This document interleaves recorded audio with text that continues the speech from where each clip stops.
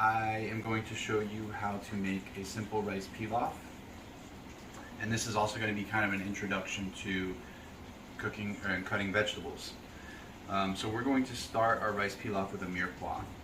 So mirepoix is basically carrot, onions, and celery cut in cubes. And what we're going to do is just basically, I usually take a carrot, start with any vegetable, it doesn't really matter. And then this side is a little bit smaller, so I just cut it into quarters. That's half, half again. And then you can take these, and basically when you're cutting vegetables, this is how you do it. This is going to move up and down. This doesn't really go back and forth. You got one in the front, two in the back, right here, and that will keep you safe from cutting your finger. Then I'm going to take all this and kind of bunch it up. You don't have to do 4 at once like me, and I'm just going to feed it through like that with my thumb from the back, kind of like a little conveyor belt. Then I take this one. This one is a little bit wider, so I'm going to cut it into 3. So now we have 6ths. And then I am going to just feed this through again, 2 in the back, 1 in the front. And we have our carrots. They're not all perfect. I don't really care if they're all perfectly the same size, but if you want them to be, then you can go for it. Let's talk about cutting onions. So if I'm going to slice an onion, I will cut this way. If I am going to dice an onion or chop an onion, the difference is dice is usually smaller, but this time we're going to chop. I'm going to turn the onion this way, so I'm cutting kind of sideways, so to speak. And then I just cut straight across like this, and you can see that I leave the back and it kind of holds it together. And then I just turn it the other way and I'm chopping. I get to here and it's already kind of fallen apart because I did cut through a little bit, and then I just kind of chop, chop, chop. Okay. You know, you get pretty fast at it, and then you can kind of do something like that, but always 2 in the back, 1 in the front. And then once it gets here, I kind of roll it, and then I just kind of feed it through. That's our onion, that's our carrot, and our celery. Celery, same thing. This is probably one of the easiest ones, but it's round, so you want to be careful of that. So what I do is I kind of roll it this way, I kind of roll it that way. Watch your fingers, and chop.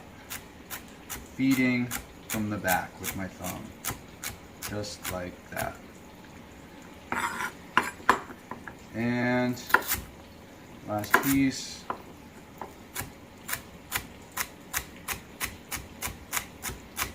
You can cut them any thickness you want. This is just how I cut mine. Okay, over here I have some stock that's already boiling. You can use any kind of stock you want for your rice pilaf. This is a chicken stock. There's some salt in it. There's not too much. I'm not too big on salt, but I always check the sodium content when I buy stock because they tend to use a lot of salt. I usually go with a 2-to-1 ratio. So what do I mean by that? I mean, if this is 8.8 ounces of rice by weight, that's a little bit more than a cup, I can see. And I'm going to put double that in liquid. You can use water, you can use stock, it really doesn't matter. So I'm just going to add this in. Be careful because sometimes it will boil over.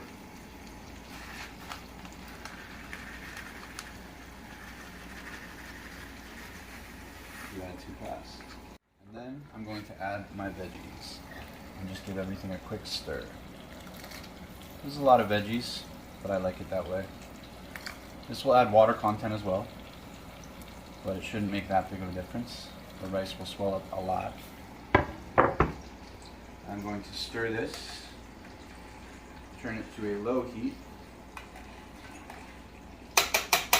cover it, and that will take about 20 minutes.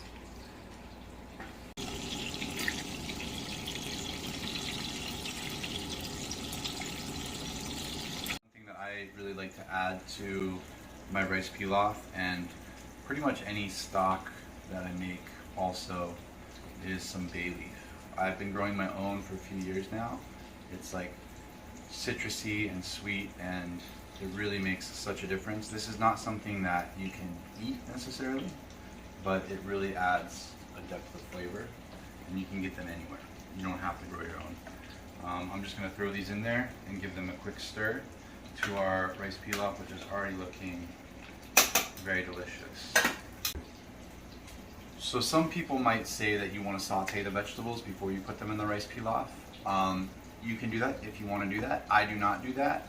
I do not do that because I am basically intensifying my vegetable stock as I cook my rice. The vegetables are going to get really soft because they're cooking in the water for so long and they're cut into small pieces. So sometimes if you saute them and then you make your rice pilaf, it can make it more difficult.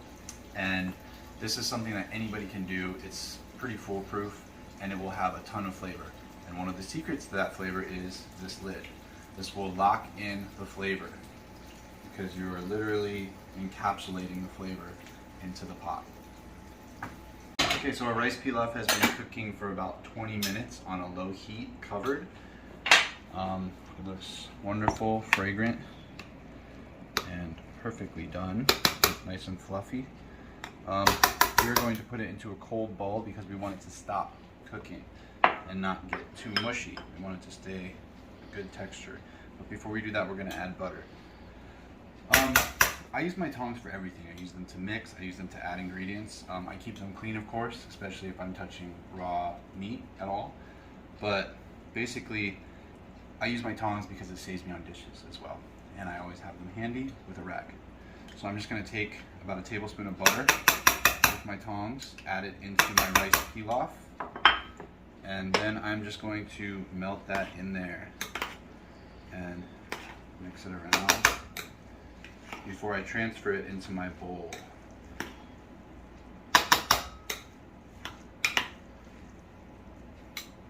At this point you can also taste to see if you want to add more salt, but I'm pretty happy with it the way it is.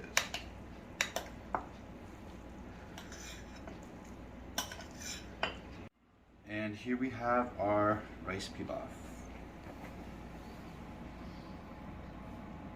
with bay leaf, carrot, onion, celery.